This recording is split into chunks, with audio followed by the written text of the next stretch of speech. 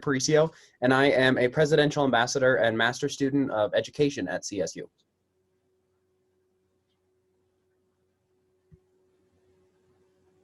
Ariel, you're muted. And I'm Ariel Leopard. I'm a presidential ambassador studying horticulture. We are here today with CSU alum Trevor Aman. Trevor received his bachelor's in animal sciences in 2006, followed by a CT in applied finance and an MBA in 2017. Thank you for being here today, Trevor. Thanks for having me, everybody. Yeah, so today with Trevor, and we're actually excited that Trevor just recently became the owner and manager at Enders Lake Golf Course. But for today, we have the Career Connections Agriculture Expertise session with Trevor, which continues a series of live interviews that we'll be producing with our CSU alumni and friends of the university from a variety of fields. So we hope our students and alumni are able to use these informational interview videos as learning tools when deciding on their desired career paths or when learning about a new industry. If you're interested in connecting for further mentorship after today's interview, we will have avenues for you to do that as well. Trevor, thank you for joining us. Will you share with our alumni and students what a degree you received from CSU and a little bit about your pathway to where you are now? Okay, yeah, sounds good. And welcome, everybody. I am a huge Ram fan still, love CSU, and really enjoy speaking with young people. It makes me feel old to say that, but it has been almost 15 years now since I graduated undergrad from CSU. I was an animal science major, and like many of you growing up, I was a 4-H and FFA active member in livestock judging, and that's really what led my path toward animal science. I was on the livestock judging team at Northeastern Junior College in Sterling first, and then Colorado State, and then also some of the other activities while I was at CSU in the College of Ag.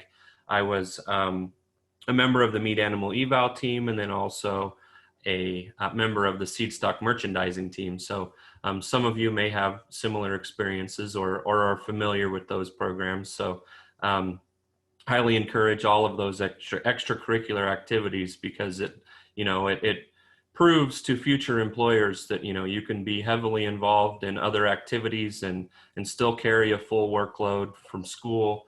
So all of those things are definitely positives when you're out and entering into the job market. So I have an interesting career path. Up until about 2 years ago, I spent all my entire career from the time I left CSU in the livestock and meat business in several different roles.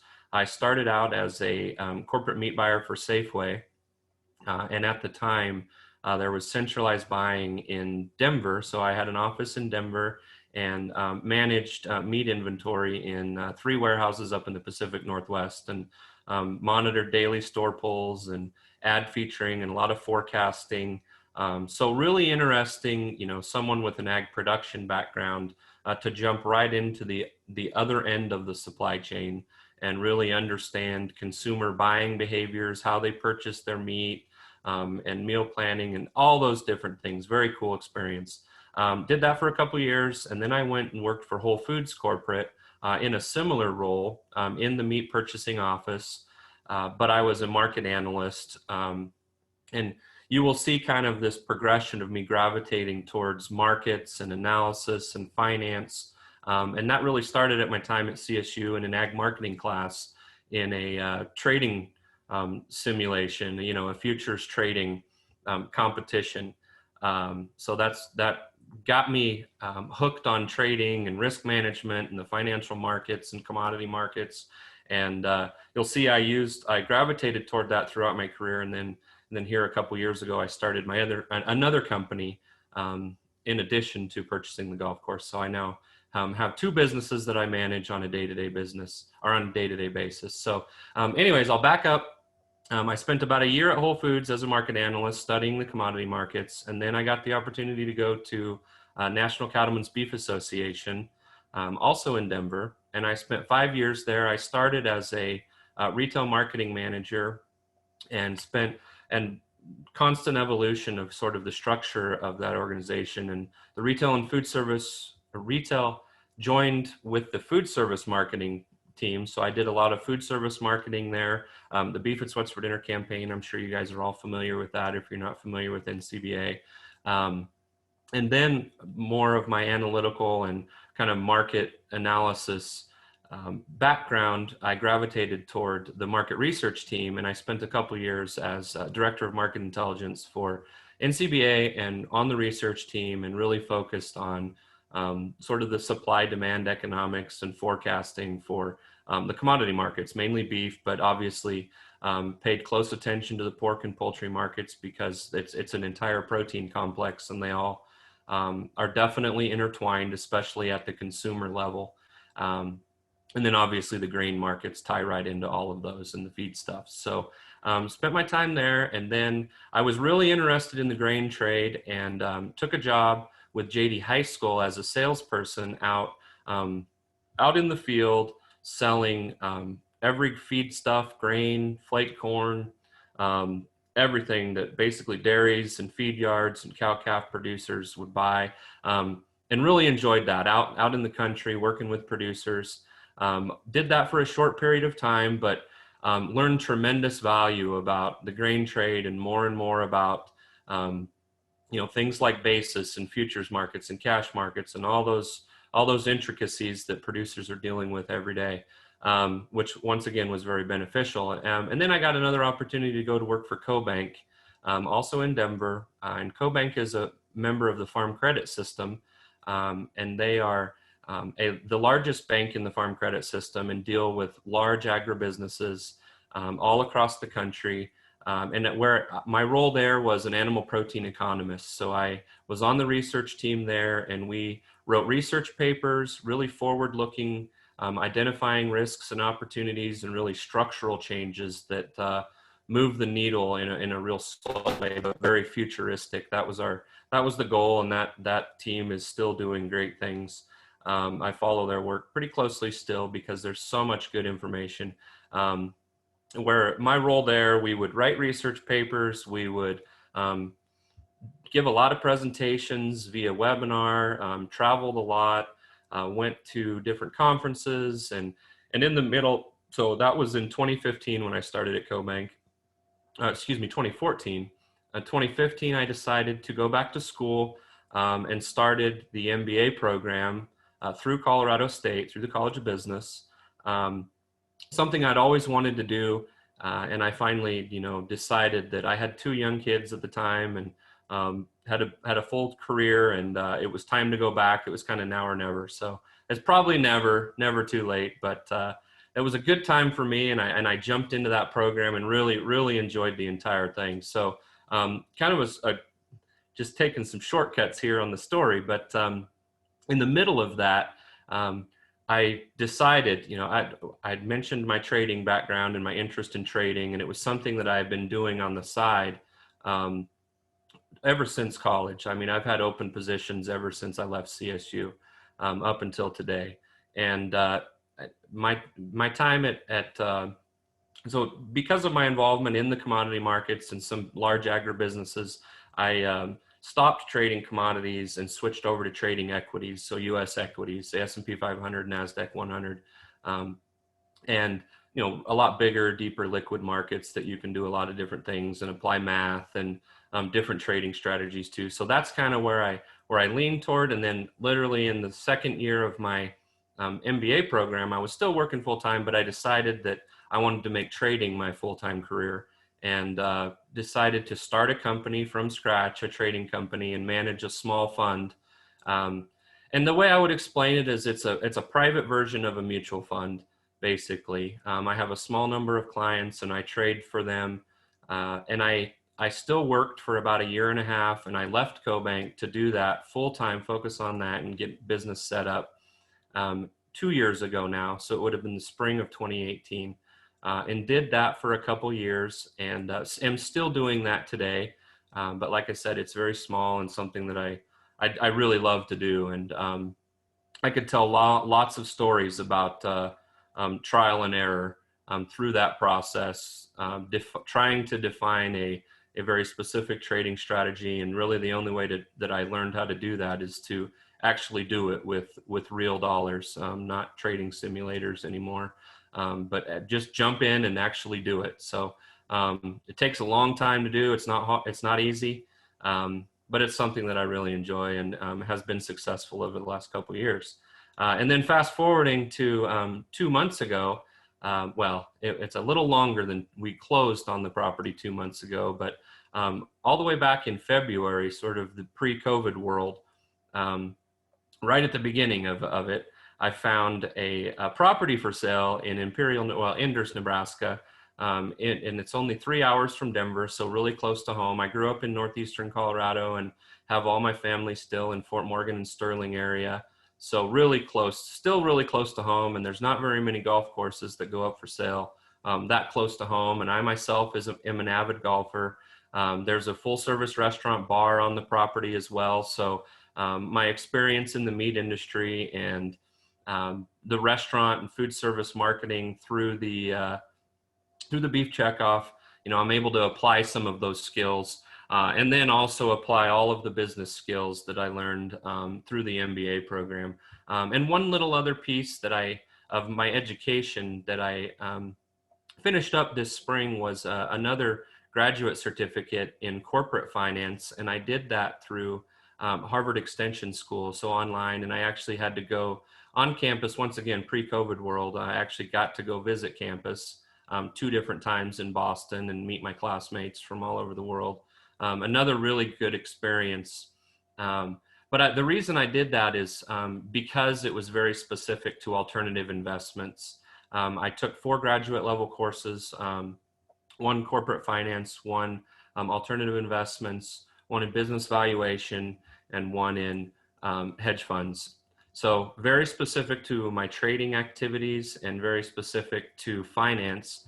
And, that on top of my MBA experience at CSU has been very beneficial in starting business, taking over a new business. So I'll fast forward to the golf course.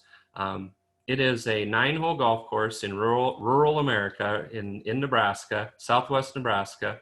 The town of Imperial, it sits right in between the town of Imperial and Juanita. And Imperial has 2,000 people and Juanita has about 700. And the town of Enders, I think there's 47 official population or something like that. So very rural. Almost everyone here, almost every one of my clients, the membership base at the golf course is either directly involved in production agriculture as a farmer, rancher, or as a service provider to those producers and different parts of the supply chain. So my background and having knowledge and speaking the lingo of the agricultural community has been very, very beneficial in our transition, moving from Denver to small town Nebraska. And we love it. My kids love it. My wife loves it out here. She was actually able to keep her job. She was working downtown for several years, Denver, and is able to work from home now that technology allows us to do that, to do a lot of things remote. So there's good internet in this town, which is fairly new, which is very important for rural areas.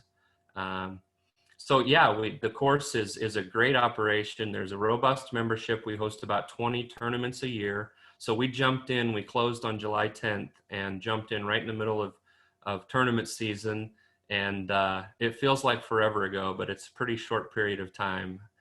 We've had a lot of fun. We've stayed busy. We're learning the business. And it's a fun project because the golf course is in great shape. All of the turf manager, the old owner has stayed on, and the entire crew. There's a crew of about 10 employees, and we've been able to retain most of them, almost all of them, to continue to maintain that experience to our customers. And we're looking for ways to grow the business, but it's fun because it's minor tweaks. It's not reviving a business that was distressed or in trouble. It was a manager owner that was ready to retire, and we had the opportunity to take it over. So it's really cool to be able to apply all of those skills in finance, all of those skills in agriculture, and be able to visit with my customers about the markets and what's going on, and deliver it's a recreational business. So people come there to, have fun on the golf course and hang out with their friends. So we want to continue that experience for them, but figure out ways to grow it also. There was very little online presence with the course. And in the short couple months here, I've designed a new logo, I launched a website. We're just starting to be somewhat active on social media. So little things like that to get the word out, and try to grow the business. It sits right next to Enders Lake Reservoir, which is a state park. A lot of camping, boating, a lot of travelers. So just having a lot of fun doing all of that. And, the restaurant piece has been fun too, to apply all of those skills. We serve Mexican food on Tuesday nights and prime rib and steak and seafood on Fridays. So still a piece of the beef industry, I guess. We're at the very end of it, serving meals to consumer all the way at the end of the supply chain. So yeah, that's a quick rundown of the last 15 years, I guess, since my time at CSU. Awesome. Thank you so much, Trevor. Our next question, we're going to reference Courtney's question from the chat. And I also want to remind everyone else, if you find a question as we go along, please throw it in the chat and we'll go ahead and ask. But how did you decide when and why to make each of the changes in your career? And this includes your initial decision of why to go into your field. Yeah. So that's kind of a loaded question as well. And I'll give you some shortcut answers. I was it's sort of interesting because when I first started at CSU, I was animal science concentration, which was, very similar to a pre-vet degree, very heavy science focused. And I quickly learned along the way that my strong suit was analytical and math. And when my favorite classes in undergrad were calculus and statistics, which people think I'm crazy for that, but you just got to find out kind of how your brain is wired and what's the most interesting to you. So I actually stuck around in undergrad for another year, and did a minor in ag and resource economics.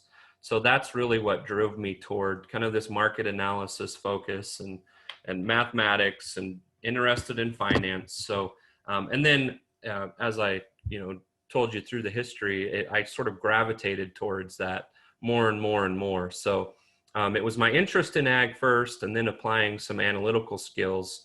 And I just fell into my first job. It was an opening for a marketing manager, and I was, I was debating on going to grad school right away. And that's another fun topic to discuss. And everyone's different, and there's nothing wrong with either way. But the option of going, straight into grad school or waiting, a while. I was 9 years, I think, after graduating when I went back to my MBA program, and there's a lot of value in that because with some work experience, you can sort of make sense of things that you've seen in your career throughout. So I looked at it as, an MBA program really formalized a lot of things, concepts and things that you may have seen. It really puts some structure around them, and things really start to make sense when you have some work experience before you go back to school. And then the other thing is you can apply things you learn, the next day. You watch a lecture at night, you can go to work the next day and apply some of those things you learned. So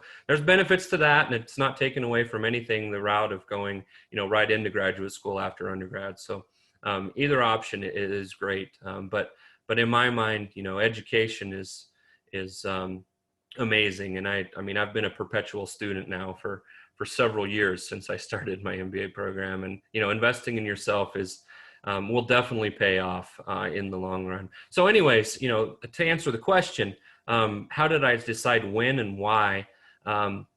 Most of the time it was because I had a very curious mind, and there was an opportunity, and I was fortunate that I stayed in Denver, and I had a lot of cool jobs, and got to travel around almost every state and every major city in the country multiple times, and grow a very large network, while not having to move, or and really stay in the same industry, but have different roles with different organizations. And I've worked for nonprofit associations, I've worked for-profit banking. It's just, I mean, for me, it was very valuable to have all of those different experiences. Now, there, on the other hand, other side of the way of thinking, there's a lot of value in choosing a company and growing with that company your entire career. So not to take away from that, but, and it was sort of, I didn't determine the timing. It was just sort of when the opportunities were presented for very specific roles that I was interested in expanding my knowledge, because I have always been very curious and love to learn new things. And it really helped me put a lot of pieces of the picture together, especially when you think about the commodity world and the entire supply chain from producer to consumer. It's a very complicated world, and I was very fortunate to be able to have positions in different pieces and parts of that, and then carry that into the next step in my career. Awesome. Thank you so much for sharing your whole career path. I'm astounded at everything that you've been able to accomplish. I guess kind of the next question is, now that you've shared your whole career path, is there anything that you have done, or any job that you had, that you would change or do differently now that you've done everything that you've done now? It's hard to look back and say what you would have done differently. I guess my biggest piece of advice, for everyone, and even to myself, I've spent a lot of time studying finance and personal finance, and now I have a fiduciary. I am a advisor with a fiduciary to, be responsible for other people's savings and investments now. So, one thing, and it's something that I feel my family and myself, and we've done a good job to put yourself in a position to be able to, enjoy some more freedom and have fun with your investments, and those types of things. But it really comes down to saving earlier, being aggressive saver early. Like, no matter what you do, no matter what passion you find or career path you find, and no matter how little or more much as you make, if you kind of live under your means as a young person and be an aggressive saver, your future self will thank you for those early years of starting and really allowing compound interest to work. It's magic, because when you start with it as a young person, and like I said, live under your means. You don't need to have a huge mortgage and a bunch of car payments and a bunch of things that aren't necessary, especially when you're young. You can save those sort of luxuries for when you're older, when your future self has set yourself up for those luxuries.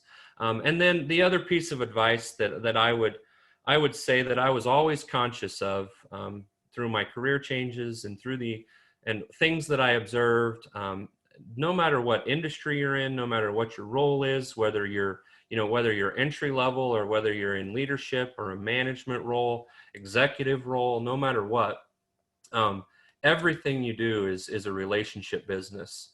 No matter what good or service you're selling, it all comes down to how you treat people and how you maintain long-term relationships.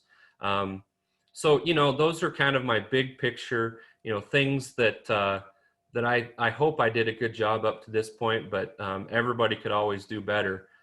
Is thinking about your personal finances really closely, and being an aggressive saver early, and then always remember that relationships are the most important thing in any business. What a wonderful piece of advice. Thank you so much, Trevor. On that the same line, is there any encouragement or other advice past finances and relationships that you'd like to offer our students and alumni that have joined us today as they pursue their careers? Yeah, definitely. It's encouraging, um, and you may not feel it, but having your education, especially from a fine institution like Colorado State, will get you a long ways. That will open doors for you. Um, Having that, so that's very encouraging as you enter the job market. And another advice is, have an open mind and a positive attitude. Especially I'm really starting to realize that, as an owner and a manager and managing a small crew. But it makes going to work a lot more fun when the entire staff, everyone at all levels is there to have fun and they have a positive attitude. Reliability is huge, like say showing up to work. I know that seems like something very simple, but as an employer, that is one of the top qualities in any employee is reliability and showing up. But like I say, having that openness and flexibility, and don't try to plan too hard or set your heart on something, because you never know what's going to happen. And if you have your mind set on something, this is what you want to do, or the path you want to take, and a lot of other things can happen. You never know when opportunities may pop up, and you may take a left turn and totally abandon everything you had in mind. So basically don't set yourself up to be disappointed, but look for those opportunities when they present themselves. And if it's a major pivot point in your career that you never would have seen coming, that's okay. I mean, if you would have told me 15 years ago that I was going to own a golf course in Nebraska and manage a small fund, and have all these experiences, never would have believed it. So keep an open mind and a positive attitude. And really that's, in my mind, my experience in all these, in a few corporate organizations and small businesses now, you kind of hire for attitude, and you can train skills later. So don't be too worried about the technical side of things, but it's all about a positive attitude and relationships for sure. Thank you so much for that advice. We have a handful of questions that the participants that are attending today are curious about. And if you guys have any more questions, please feel free to add them in the chat. But we'll start off with, how are careers in the agricultural business changing given the ever-evolving pandemic that we're living in? Oh yeah, things are definitely changing. I think we'll see one thing that I think a trend we'll see is remote work. I mean, the way school is being presented now is totally different. I mean, my experience with the online MBA program, it was all online, and that was sort of different and new in pre-COVID world. But now, I mean, remote learning and remote business and all of that's going to change. But fundamentally, when you think about agriculture, we're in the business of food production, and the population is going to continue to grow, and the demand for our products is not going to go away anytime soon. No matter how much the world is changing right now. In the short term, there are definitely some changes in the supply chain, and there's some disruptions happening, and it may change permanently how product flows through the supply chain. But those that kind of recognize those changes and get ahead of them and figure out different businesses and opportunities throughout those changes can come out of this very successful. So, always just be conscious of how this current pandemic is changing. Specific to the meat industry, we're seeing, and I'm not as on top of it as I was in the past, but what I observe is, there's less restaurants open, more in home. So you're seeing this shift from food service to retail from a just meat consumption perspective, and that's changing a lot of ways. But as far as the entire ag industry and big picture, long term, I've always been optimistic about the future of this industry, because no matter what's going on, humans still have to eat, and the United States is well positioned to continue to be a leader in food production. So I'm optimistic about the industry, regardless of this kind of short-term disruptions. Wonderful. Thank you, Trevor. Our next question is, what skills should employees be watching out for and be aware of, especially as they're entering the workforce or in the first few years? Yeah, I think, and this is sort of second nature to, most college age students now, but just, understanding technology and navigating technology is huge. As we move toward a more remote workforce and, more flexibility, those types of things, being able to navigate that and being a resource and using technology to create efficiencies, improve operations, whatever the case, but being able to apply those skills, I think is huge. And, a young person, you're surrounded by folks that understand it, but when you get out into the workforce, you will find that not a lot of people really understand how to use it, understand its potential. And I talk about technology in a broad sense. It's everything, from computer use to software programming to your phone. All of those different things can be applied to every industry, and it's not going away. Okay, we're going to become even more digitized in the future. So really understanding that and applying those skills to whatever field you enter, I think is critical. Thank you. Our next question is, how do you connect with other professionals in this industry? And if you're involved in like boards or working with other universities along with CSU? Yeah, absolutely. And that goes back to the relationship, the valuing relationships, because growing your network is huge. So I've been able to do that over the years. Yes, I've definitely been involved in boards and volunteering your time. And my advice for that is to don't stretch yourself too thin, but focus on a few things that you're very passionate about and give back your time and your resources to those things that you're passionate about. And for me, that is agriculture, youth development in agriculture. I'm a member of there's one example, I'm a member of the stock show. And I was a past, exhibitor there. I was a past scholarship recipient. I also love to support 4-H and FFA kids and livestock sales. I was a buyer this year at the Chase County Fair, my first year here in this community. So, youth and agricultural development, professional development, livestock judging programs. Okay, those are where I've focused on really donating my time and my resources to.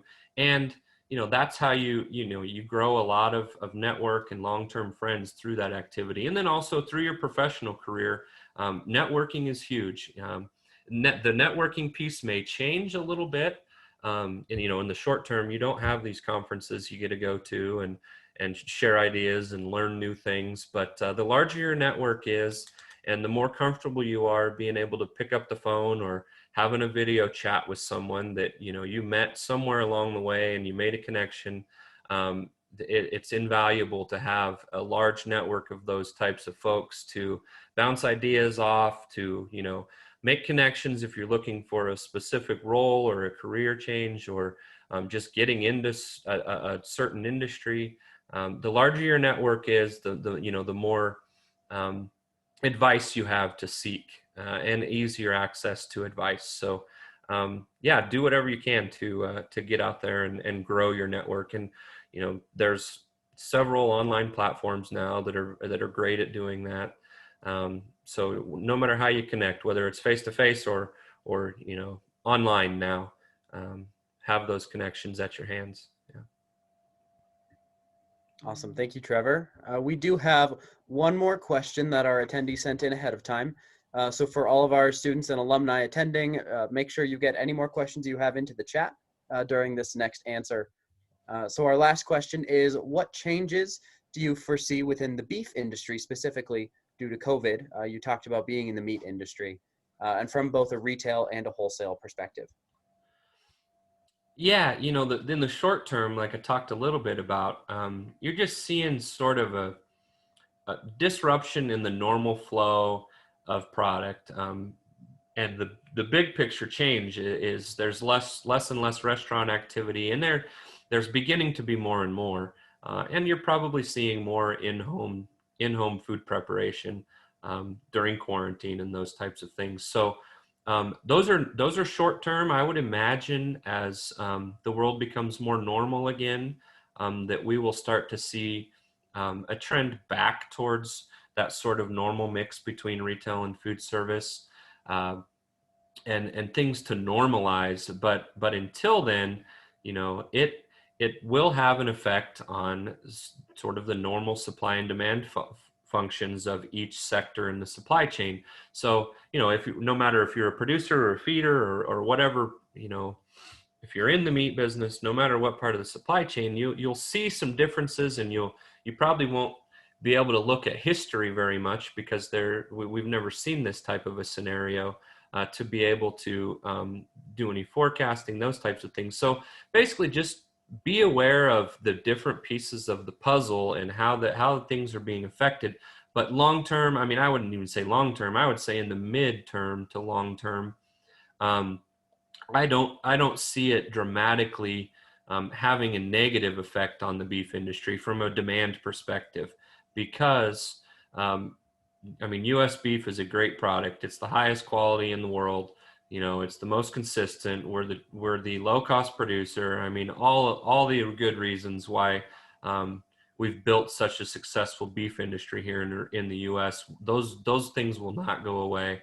We're still going to have our competitive advantage over the rest of the world from a quality and food safety standpoint. So, like I say, mid to long term, it's not going to negatively affect the beef industry at all, I don't think. Great. Thank you, Trevor. And thank you all so much for our attendees for tuning in. We're always trying to think of how to offer relevant career resources to all of our students and alumni. So if you're interested in accessing more career services, please visit alumni.colostate.edu. I also want to give a final thank you to Trevor. I hope you all will consider joining us every other Monday for more career connections. Further, many of our attendees are CSU Alumni Association members. Thank you so much for your membership. It makes the events like these possible.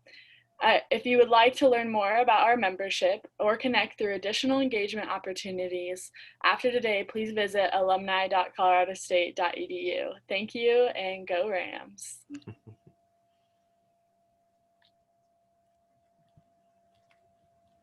And that's a wrap. I'll just echo one more thanks and say thank you, Trevor, Ariel, and Eric. Hope everyone has a wonderful day. Thanks, everybody.